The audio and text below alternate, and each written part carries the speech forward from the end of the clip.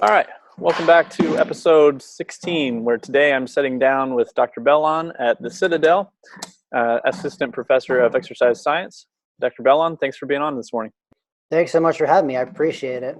Yeah, can you go into a little bit of detail about what you do and a little bit about your experience and background? Yeah, sure. So I started out as a strength and conditioning coach in the private sector, like most people, just kind of because I loved it. I finished playing ice hockey and I kind of didn't know what to do with myself from there. You're like a one sport athlete for 15 years and then it's just over. So hey, you go into the closest thing you could find, which was strength and conditioning for me. It was a good vehicle for helping me to play as long as I did. And I wound up going for a master's degree in exercise science. And when I got done with my master's degree, I was still coaching in the private sector. I just felt like I wanted to do a little bit more. And I went to East Tennessee State to try to find out more. And that's where I got my doctorate in sport physiology and performance under Dr. Mike Stone, Dr. Brad DeWeese and company. That was an awesome opportunity to do some really cool coaching, some cool research, and get my doctorate in a place that kind of revolved around sport performance. From there, I became a faculty member at LaGrange College in Georgia, and now I'm at the Citadel. Primarily involved in tactical strength and conditioning, which a lot of our new programs are starting to revolve around. So it's a little bit of a new avenue for me coming out of the sport world into the tactical world. But yeah, that's really where my career lies at this point. Awesome. All right. So I think some things I wanted to ask you about that we were just talking about a minute ago. So we were talking about trade-offs during training cycles. So can you go into a little more detail about that? I think that's something that a lot of sport coaches as well as athletes could definitely stand to hear more detail about. Yeah, I think the thing I try to tell my students is that there's no one-size-fits-all solution. There's only trade-offs. And I think the best coaches are really clear about identifying what objectives they have for the training cycle. And in identifying what you're going after, you have to clearly identify what you're willing to put down. So for example, if you're doing something maximal strength oriented, really trying to get into some heavy singles, doubles, and triples, obviously aerobic endurance is probably going to take a back seat at that point. Right. There's some things that you just can't do. And if you choose to go after everything, whether you know it or not, you're going to wind up making a trade-off inadvertently. So if you're going to make a trade-off, know what you're off and be deliberate about what you're going after and make sure your methods are aligned with what your objectives are. Yeah. Mm-hmm. And just making sure that you're conscious about those trade-offs in advance if you're trying to plan around, an academic calendar or basically whatever it is you're working on, right? Yeah. I mean, everything's got to be taken into account. And that's the tough part too, because I think as strength coaches, we love to think in a box where I think some people get stuck in the spreadsheet, if you will. Yep. You get stuck in the blue box versus the green box versus the red box for gen prep, specific prep, pre-competition. And it just doesn't work that cleanly in real life. And some of the things that I've gotten to see over time, especially at the Division III level, even more so, where the academic calendar was almost more indicative of their adaptation than some of their training calendar was. So you have, a rush for sororities and fraternities pop up, and you have other sorts of events that take a significant amount of time and energy from the athletes. And sometimes you don't take those things into consideration. You might take finals and midterms into consideration, but there are other things that they spend a wealth of time on and a wealth of physical energy. And really everything affects adaptation, right? Mm-hmm. Mm-hmm. You got to kind of know when to hold your cards and when to fold your cards. So even those things are important to take into consideration. We had an event, it was like a choreographed dance thing. I don't even remember the name of it. And our students would practice for like 3 hours because it was like a fraternity thing. I'm like 3 days a week. You're looking at like 5, 6, 7, 8 hours for some of these people practicing on like concrete and brick, like jumping around. They walk in the door, they're like, yeah, my knees are they're bothering me. I think the 20-kilo bar was really bothering me on the back squat. No, it was not the 20-kilo bar. Definitely not. I promise you. It wasn't those 3 hours of jumping up and down and practicing. It has an effect. So, when you look at your training data, it's like almost you have to see beyond the numbers. And I think that gives you a good indication of what your trade-offs are. Because in that case, there were times we just couldn't. That was something that you just had to deal with. That was something that the Division III level you just got to live with. So you have to learn to train around it and figure out when you're going to put your foot down on the gas pedal and when you have to take it off. So that's just one example. Yeah. And that's one thing that I get a kick out of when I talk with athletes or general population is they'll just arbitrarily say, "Well, I think this is what hurt me." It's like, um, No, based on what? no, Um, no. And you have it worse than anybody, man, to be honest with you, because the private sector, like, you have a different coach for every athlete, and they play club sports and they play high yeah, school, and they're like, so you have so many different channels that you can't see at all. yep. And you're kind of getting like maybe 3/4 of the story at best in most Hmm. cases. So you really fly blind a lot of the time in the private sector. So to give you Yeah, a lot it's of credit for that. oh, thank you. Yeah, it's definitely one where it's a little bit of a disadvantage, and I'm sure I'm playing it safer at times. But it's one of those things where you can always cut a rep too short, but you can't a rep too late. So That's it, man. Yeah. I mean, I tell my students, like, if you're playing poker and you're holding 2 3s and 3 5s, you have 2 3s and 3 5s. You can't turn them into like a right, jack, a king, and a queen. Like it is what it is. You have to play the cards that you've been dealt to right, the best of your ability. And sometimes that's just kind of throwing your hands in the air and being like, okay, we're just going to play these cards as best as we can today and try to get better. yeah, and that's something that we constantly talk to the athletes about is how not every competition is created equal, especially No. if they're playing club, school ball, on and on and on. It's like not all of these are of equal importance. Which one's necessary for qualifier? Which one's necessary for you to get seen by college scouts? And it's just one of those maturity things where we have to educate them and teach them, and over time they understand where we're coming from so that we can best serve them. Yeah, and the parents are a whole nother education Mm-hmm. avenue too, because it's like Mm-hmm. they can't distinguish what's important versus not important in a lot of cases as well. And if their kid's not throwing up at the end of the session, you didn't do your job right, apparently Yeah. sometimes. So, that's one of those things where you have to pump the brakes and try to show them the light, if you will. So Yeah. yeah, I And get it, I man. mean, you hit it right on the head. Is people for some reason think soreness is indicative of progress and success in the weight room, and it's like, not necessarily. Yeah, yeah. More isn't better. Better is better. Yeah, And I just don't. And to be fair, to be honest with you, like, I mean, I think meeting people where they're at and trying to really understand and empathize with where they're at, because at one point or another we were there too, right? yep, yep. And that's where we were as athletes, I would imagine, before you Hmm. knew anything. If you go back and look at your training log when you're 18, like, oh gosh, what was this? Yep. And we were there. So yeah. But yeah, that's a great point, and another one that we were talking about just a few minutes ago about having the necessary strength to be able to accomplish the next exercise that you want to accomplish. Mm-hmm. Because I think a lot of times people jump into exercises that are far too complex for them, and that they're not prepared nor ready for. Mm-hmm. So, how do we determine, you know, when they're ready for a given exercise? How do we determine whether or not they can do a box jump or a counter movement, or what kind of things do you look for from your athletes?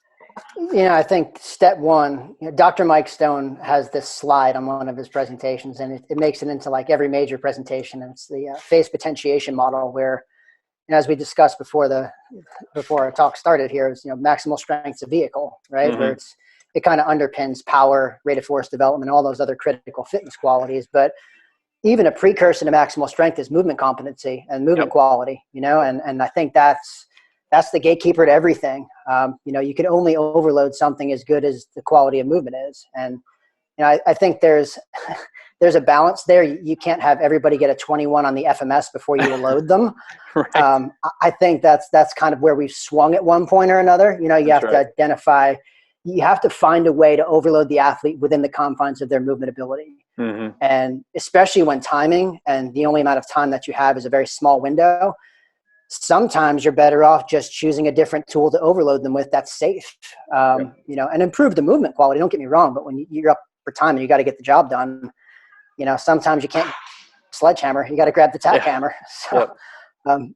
I think having a clear understanding of what your objective standards are for movement quality, like what's your range of correctness for a certain movement within everything you're looking for a back squat.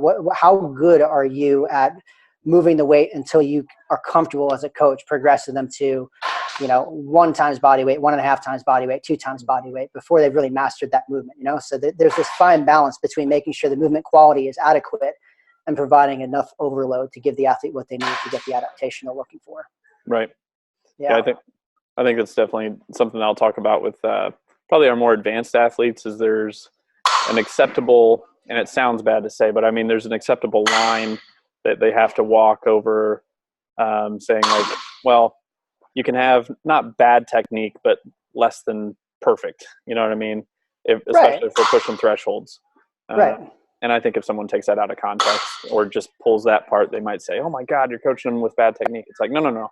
It's just that if we want to push our thresholds for this specific parameter, that has to be understood. Like, of course, yeah. Because I mean, again, like if you get to the point, if you take it to the other end of the logical spectrum, and everybody's got to be a 21 and move perfectly, you're going to have a lot of weak athletes, and weak athletes they're also more susceptible to getting hurt. So, you have to walk that delicate balance. I'm certainly not by any means saying that you overload them as soon as possible, as under any circumstances. But I think there's that notion that you have to move very well, and there's a way to do it in which you could provide them an overload that's safe until they master the competency at the movements they need to. Yeah, I think from your perspective in the private sector too, for me at the Division III level for sure, because it was so it was voluntary for most of the year for participation in the weight room, and if you spend so much time drilling technique because they don't have it and they think they do, they just stop showing up. So, you have to get into that point where you are kind of throwing some smoke and mirrors a little bit too. Maybe you're doing a tempo squat that's not like the sexiest thing to do because there's not 100 kilos, 120 kilos on the bar. But if you're doing a tempo squat and you're supersetting it with something else to keep them moving, at least you're getting out of it what you need to get out of it, and they're going to continue to come back. Because if they don't come back, then what does it matter? Yep. So there's that line. And taking it to the other extreme, the ones that I think I have seen consistently over the past couple of years would be, Olympic lifters are getting more and more popular on Instagram, especially in the training halls, where you'll see, sometimes their knees will go valgus during a preparatory max squat or whatever, and you see it. And if that's the only slice that you see, you might think, "Oh my God, they're going to hurt themselves" or whatever. But they're in such a prep phase for competition, and I'm sure that's not happening the majority of the time. That may be an occasional, not allowance, but understanding, like, we're interested in prepping the legs and getting them ready for competition later this week. Yeah, and as a coach, it gives you information as to what the weak link in the athlete is. Like that's information. And I mean, as long as you're taking it and you're addressing it, that's like the same thing when you have somebody, I forgot who it was. Somebody lost it because somebody was squatting their athletes with their heels elevated. And I get it. Like it's one of those things where it's not a long-term fix. You don't want to use it as a crutch. Right. And you got to make sure that you have a deliberate plan in place to make sure the athlete can move competently without the crutch. However, you provided them a safe overload at one point to make sure they can move the weight adequately. Are there other means of getting the work done, limiting depth and just choosing a different tool altogether, another alternative for sure. But it just gives you information to improve your decision-making down the road. So I think if we look at it as that, as feedback, more so than something to judge somebody, I think we're probably headed in the right direction if we start doing that more so than pointing the finger. Yeah. I think it's something I think Dr. Waggle and I were talking about it, how, the outside world will try to make decisions for the internal environment of the sports scientists and what decisions he or she is making for the team, and basically the sports scientist has more information than anybody. Relative to the athletes and their sports and their demands and all that stuff. And people on social media may only see like a glimpse of what's happening, and they have no context, and they're trying to say, well, this is what should be happening. It's like, well, it depends. You don't have all the info, and you don't have all the education and all the experience. Right. And there's so much context and everything. And sometimes, regardless of context, there's no excuse of some of the things that you see. However, more times than not, again, you're seeing the snapshots. That's one of those things where I really try to be very picky about what I put out there.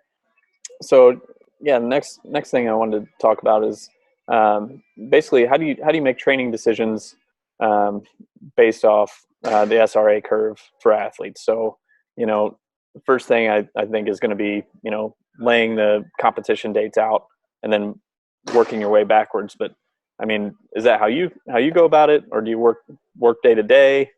I mean, what are you looking for from your athletes there? It's a good question. I think I lay the plan out all together, right? So I try to put the periodization, if you will, first. And when I say periodization, I mean like the fitness phases in the timeline. So like gen prep, how long is gen prep going for relative to specific rep? How many blocks are you going to spend in gen prep?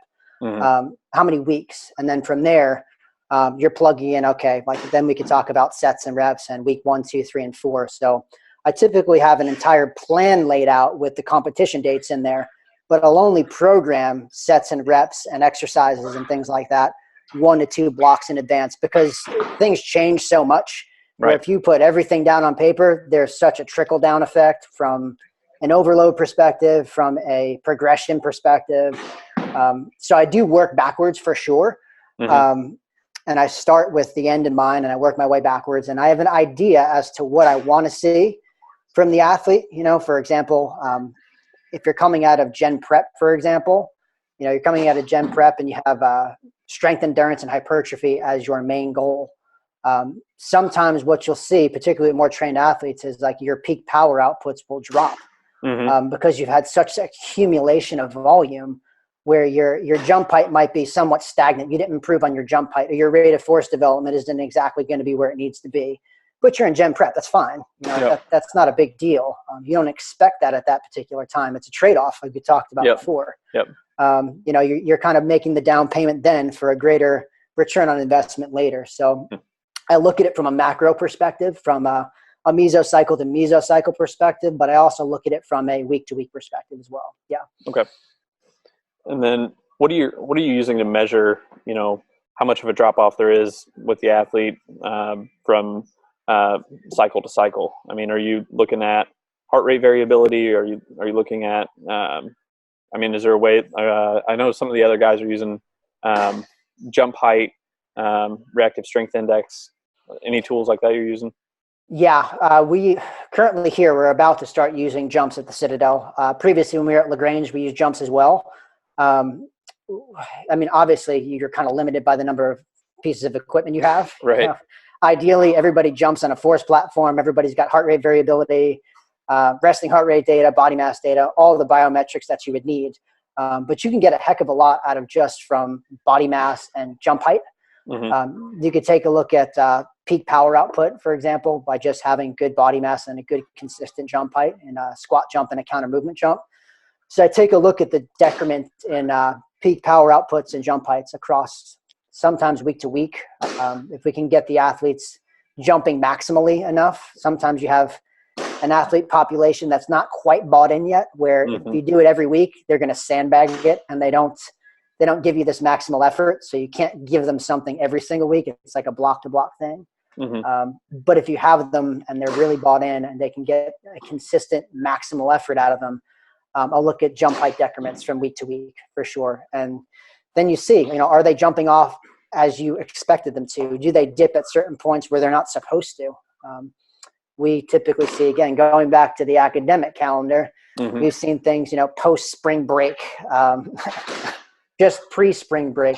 Pre-spring break, you see people trying to make these rapid body comp changes all of a sudden. You start seeing body comp go all over the place. And you're like, okay, I forgot you're a college kid, right? So, well, you need more chest and arms and stuff. Right, exactly. Yeah, I did 47 sets of tricep press down this week. Yeah, like, okay, my shoulders and my elbows might be a little cranky. Yeah, so things like that. Yeah. So we take a look at the basically the dose and response, and it's not so much the response from the training that I've been concerned about in the past. It's what I don't see outside of the weight room, where you see them sneaking back in the weight room later on, and they might be doing like max out tricep extensions or bicep curls or extra stuff in there. And yeah, those are the things that you just can't see. That also has some play in your numbers as well. Yeah, that's definitely true for some of the athletes that we see as well. As I'll go to leave for the night and I'll see a kid go over and start doing bicep curls and whatever else, and whatever, that's fine.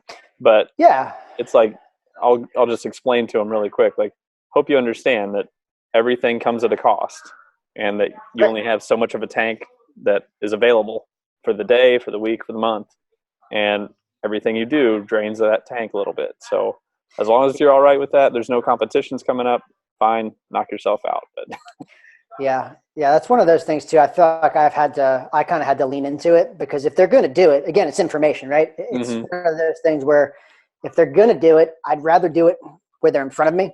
Yeah. And I see exactly what's going on, and you have it well timed and well placed, and you use it as a means of getting more buy-in.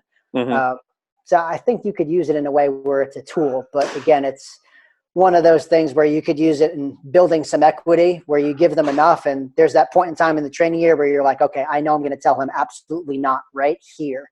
Mm-hmm. And if I built up enough trust with the athlete at that point, I'm hoping when it's most important, I can get him to pull off. Yeah.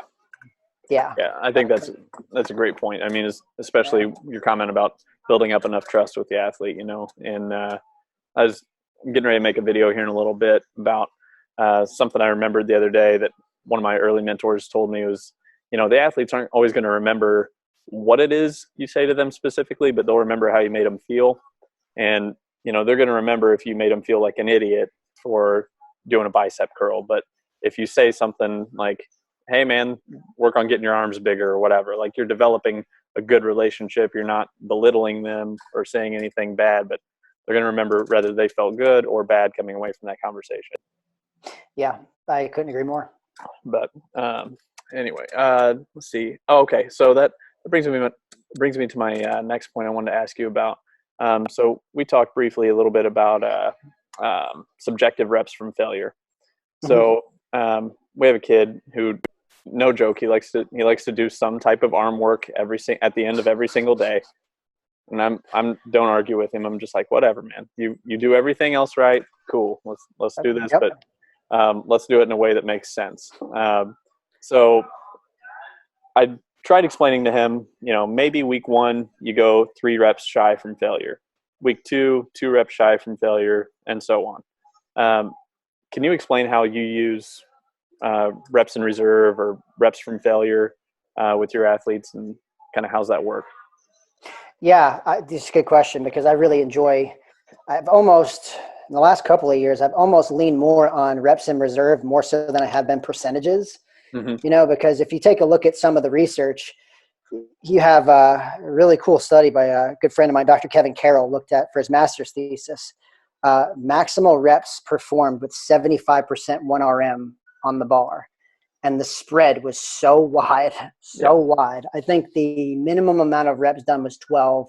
The maximum, I want to say, was 29 or 31. Good night. Oh, gosh. Yeah. So, like, take it with a grain of salt. Like, they were the 29 and 31 reps, as you imagine, were probably endurance athletes, Sure. Probably pretty darn good endurance athletes. Sure. So taking a look at your population, I mean, for me in the Division III world, it's such a heterogeneous population where you have this wide spread of different types of athletes, all in the same sport, much less than you'd see at Division I. Division I, you start having people, they all kind of look the same. They all kind of function the same. Division III, it is like just the Wild West. So you don't know what you're like. There's people walking with cross country. You're like, I would not have guessed you're a cross country runner at all. Right. So when you look at things like that, the percent 1RM, like, it really has a very wide range of effects.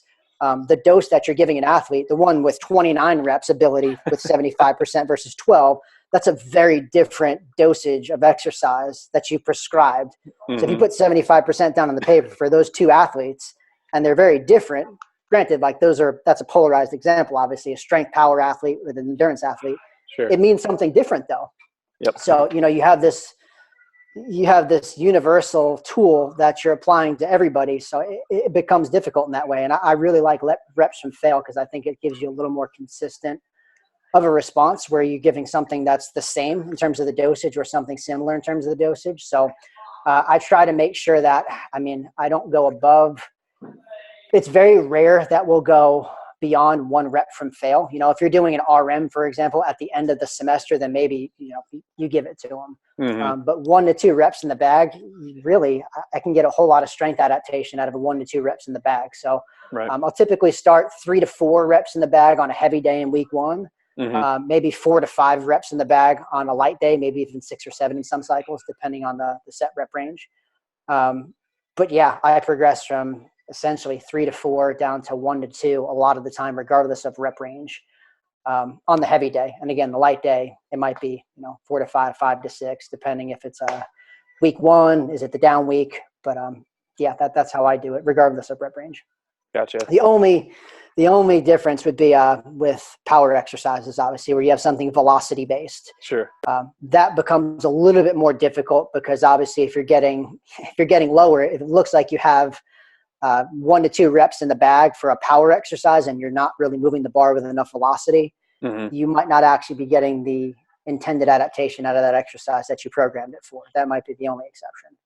Yeah, I have seen some usage for power exercises where they're using a Tendo unit and they won't give an exact number of sets. It'll just be until there is a percentage drop off in max velocity. Yep. Whether that's good or bad, I don't know, but I have seen it used as a method for developing power that I like. Yeah. I wish I had some Tendo units so I could play around with it first, but have you experimented with any of that? Briefly, yeah, a little bit with the gym aware, but again, we had so much financial constraints with that. It Right. became problematic, and we had 60 baseball players in the weight room, within 2-3 hours. So getting that many Tendo units was a little bit problematic, and I think Dr. Greg Hoff had a really cool talk at this year's Coaches College at ETSU. I didn't get to see it, but I got a bunch of the highlights from some people that were there, and he raised some really great questions as to how prescriptive we can be based Right. on what we know about velocity-based training so far. And, for me, I think one of the biggest tools of velocity-based training is giving them an objective measure to go after, Mm-hmm. and giving them some immediate feedback as to whether or not they're moving the bar with the intent that you want them to. Exactly. Because that's the other thing with the reps and failure. Like, are you giving maximal intent every single time? Because if they're not giving you maximal intent, it's hard. You're comparing apples and oranges, right? Yep. So we could say 3 to 4 reps and fail. Is it technical failure? Is it Yep. Failure based on an 80% maximal effort? So it becomes much more subjective when you have an athlete that's not giving you 100%. Yeah. No, I agree 100%. I mean, there are, I that's one of my big points, not against percentage-based training, but I think when you're outlining a program, percentages to me should be a rough skeleton, because if you on test day, if you test really well, and this is going to set you up and answer questions for the next 12 weeks as far as what weights to use, if you test really well, those numbers are going to be skewed for the athlete and be far more draining than anticipated. On the flip side, if you're a very poor tester, you're not going to get enough stimulation to make a difference really in your training. So I think it's one of those things where for a long time people place too much stock in the percentage base, and I think it's starting to gradually shift back a little bit to a happy medium. But anyway, that's just my 2 cents there. But I agree. No, I think it's a reference point for sure. It's something to look back on. If you're moving the same absolute load and you have 3-4 reps from fail, where that was 1 rep from fail 2 cycles ago, 2 mesocycles ago, then you're doing something right. Yep. If that points back to a certain percentage, if 3 reps from fail is related to 75% 1RM at that point, based on the table that you're using, then that makes a lot of sense. Yeah. And I remember we used the Tendo units at Ball State, and the thing I liked about it was a couple things. Number one was that it created a competitive environment. If you have multiple athletes sharing a platform or sharing a rack, and then the second thing was it became less about how much weight's on the bar. It's all how fast can you move the thing. So I think too often a lot of people get caught up in how much weight is on the bar. Well, you might have 500 pounds on there, but you moved it a quarter inch and it looks like crap anyway. Right, right. So, Yeah, I couldn't agree more. And I think that that definitely gives some accountability as well, hmm where if you overload it and it doesn't look good and you can't move it as fast as possible, numbers don't lie. yep, It's one of those things where it might feel like you're moving it fast, which is nice, but that's just not the truth. So it is a nice accountability piece. Yeah, it kind of takes the onus off you at that point as a coach and gives you an opportunity to point to it. And again, that's a jump off point for another conversation to pull them aside sure. and just have a little chat. And the other thing too, I think is important as coaches is to make sure that we're relaying the information of what our expectations are and expectations of the specific block of the program that you're in.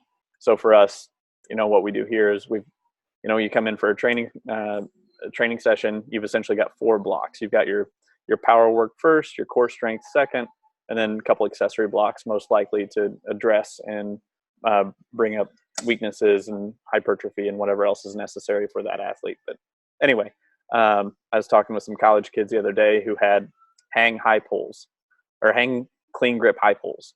Mhm. So this is their first time working with us in quite a while, and they had no clue as far as the loading parameters. And I gave them, based off Dr. Sukumal's recommendations, here's what you guys should be moving. And their eyes like popped out of their head. They're like, oh my God. All right. So we're grossly underloading that movement Yeah. for what we thought we should be doing. So we had to have a conversation about here's what our expectations are. So, Yeah, I think that's an awesome point too, because it gives you, I think when you have those things clearly explained and they truly understand and they're part of the process, mm-hmm. it becomes such a better environment because if you understand why, it gives you much more credence to actually go give you a maximal effort, right? Yep. Because if you're flying blind and you're based on trust for somebody that you just met, Yeah. chances are, hey, they probably don't trust you. And if they don't trust you and don't understand why, Mm-hmm. you'd be hard pressed to get a maximal effort from a lot of kids. So I Sure. think that's a really great thing. Yeah. Yeah, I mean, honestly, we were doing some pretty cool research on eccentric accentuated jumping. Dr. Stoll and I, taking a look at the influence of strength levels, concentric, eccentric, and concentric, eccentric, if you will, like full back squat Mm-hmm. strength, and how that affects eccentric accentuated jumping. Because the eccentric accentuated world is it's becoming under a microscope more and more because people are realizing what a valuable tool it is. Right. And I think we're all just trying to figure out how best to prescribe these tools. Because when you talk about eccentric accentuated, are you talking time under tension? Are you talking velocity of the eccentric movement? Are you Mm-hmm. talking about the load at which you're overloading the eccentric portion of it? So all of those things are different tools for skinning the same cat. Right. We have the blanket of the eccentric, but taking a look at what loads that people can move most effectively eccentrically. How does strength influence that? Who Mm-hmm. takes the eccentric accentuated loading and utilizes that to the best of their ability? Does somebody who's stronger have a better opportunity to potentiate after doing eccentric accentuated jumps with a certain load than somebody who's weaker? What percentage of 1RM would you prescribe for somebody strong versus somebody who's weak if you're going to do eccentric accentuated jumping, for example? Mm-hmm. So those are some things that Dr. Stoll and I are looking at right now, which is pretty cool. And again, just trying to go back to being a true practitioner, being more prescriptive with the loading. If your maximal strength is this, what loads do you most see as beneficial for using eccentric accentuated loading, if anything? Right. At that point, somebody might not even be ready for it. So what's the cutoff? Where should you start using it? And once you start using it, what's the progression you should use? Okay. Yeah. So Those are some of the things we're looking at.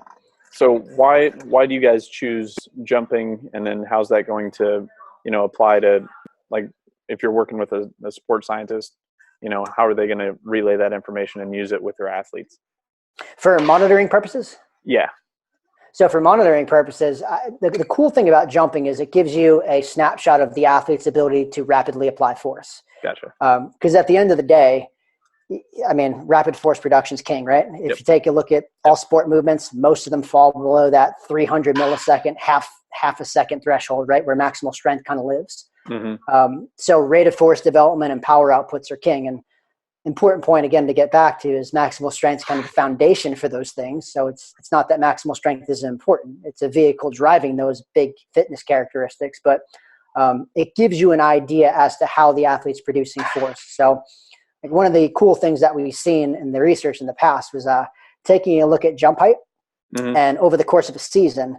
And one of the cool things that we saw at LaGrange is that the athletes maintained their jump height, but the way that they produced force was very, very different. Where, if you have 40 centimeters as your jump height across 5 weeks, for example, Mm-hmm. how they achieve that 40 centimeters might have changed a lot. For example, if you can't produce force as quickly, they change their counter movement duration to where they're applying force for a longer period of time. Yeah. So the way that they jump gives you an indication of how they're adapting. So, for example, if you look at a block of accumulation, sets of 10, Mm-hmm. you might do a pre and post test measure where they're jumping 40 centimeters at the beginning, 40 centimeters at the end. But the way that they're producing force in between, the way that they get to 40 centimeters during the post test might not be the same way they got there during the pre-test. Right. They might have to change their counter movement and apply force for longer because they can't produce force as quickly. Mm-hmm. So that kind of gets back to taking a look at the SRA curve. They might not be able to generate those forces as quickly. So they have to adopt a different movement strategies to get the same output. It gives you a good snapshot at where the athlete is, and it gives you a good jumping off point to make future decisions. So, and that might be different than, say a realization phase where they might change the way they're loading again, right? Yeah, I sure as heck hope so. Yeah. You want to see them obviously getting to higher jump heights, but you want to see that rate of force development, that amount of force produced over a given time period to be as short as possible and as peaked as possible. Mm-hmm. So that's one of those things that we definitely look for. So you could look at the outcome, but the movement strategy might be completely different. And the movement strategy gives you an indication of where they're at, and I think athletes are really good at finding solutions to get the outcome that they want, right? That's what movement competency is. And the cool thing about the force plate is it kind of cuts through that. It gives you a more objective measure, which is kind of cool. Yeah. Yeah. I think that's what you mentioned a second ago about, if they're producing force anywhere from that 300 millisecond to that half a second range. I will never forget seeing the picture that Dietz had in a triphasic training book, whereas, you have an athlete who looks like a U on paper, and then you have an athlete that looks like a V. Which one's better? And right. Exactly. I saw that and I'm like, oh, of course, that's so simple. But I mean, that makes it really simple real quick to understand. No, this is why strength training is important because you're closing, that V is becoming closer and closer and closer over time, because it's not just the ability to contract, it's the ability to contract, relax, and contract again. Yeah. Don't get me wrong. You want to see maximal strength go up. You want to see jump heights go up. But the speed at which they produce force is ultimately the biggest indicator of performance. That's really, because as strength coaches, fundamentally, if you think about it, change the way that athletes produce force. Like that is like fundamentally our job. Like obviously injury prevention is a thing, but if you really unpeel the layers, you're teaching athletes to apply force really fast with sound movement quality. Yep. Like if you've done that 100%. 99 times out of 100, you've done a really good job. Yep. So measuring, if that's important, right? If that's fundamental to your role as a strength coach, you should be measuring it. Yeah. That's why I like the force plates, and it's not always possible. Mm-hmm. And it could be kind of inferred through field testing, if you will. But yeah, if you can get a snapshot at that, you got some really solid information as to whether or not you're doing the job well. Yeah, I saw on social media the other day, being in Lawrence, KU basketball is a religion here. So they were showing kind of behind the scenes what the weight room looked like. I mean, in their weight room, they have force plates in the ground. So like athletes can come in every day. Yeah, man. That's the dream. That's the dream. You're like, oh my God, you guys' budget is insane. Yeah. Even looking at set to set differences, looking at warm up sets and warm down sets, looking at velocity changes and things like that. Because that kind of gets back to what we were talking about before, velocity-based training, reps and fail. Mm-hmm. If you could move the same absolute load faster, you improve your ability to rapidly apply force. Yeah, so all those tools kind of point at the same thing at some point or another, Yeah. Well, I think that's about all I had. Is there anything else you'd like to discuss, or anything you'd like people to be able to reach you on social media? Yeah, so you can reach out to me on Twitter at act.bellon, DOCBELLON. I'm also reachable at cbellon@citadel.edu. If you're interested in tactical strength and conditioning, please reach out, because we're going to have some real cool programs rolling out over the next year or so. Awesome. Looking forward to it. All right. Well, thanks again for being on. I really appreciate it. and I'll get this posted soon. Awesome. Thanks so much for having me, Travis. I appreciate it, buddy. Yeah, have a good one. Take care, man. Bye. All right, bye.